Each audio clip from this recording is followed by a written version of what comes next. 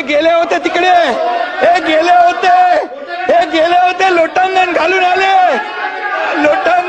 आले आणि म्हणाले मला वाचवा आणि पुन्हा पलटी मारली आणि म्हणून यांचे प्रमुख पण गेले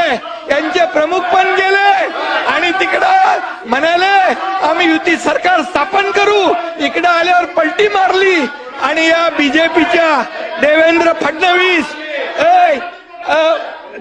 फडणवीस, गिरीश महाजन, प्रवीण दरेकर, आशिष शेलार या 4 लोकांना जेलमध्ये टाकणार होते. जेलमध्ये टाकून महाविकास आघाडी सरकारमध्ये भारतीय जनता पक्षाचे आमदार घेणार होते. त्यावेळेस मी यांचा डाव मोडला, यांचा टांगा पलटी करून टाकला, यांचा टांगा पलटी केला आणि महायुतीचं सरकार आणलं. महायुतीचं सरकार बसा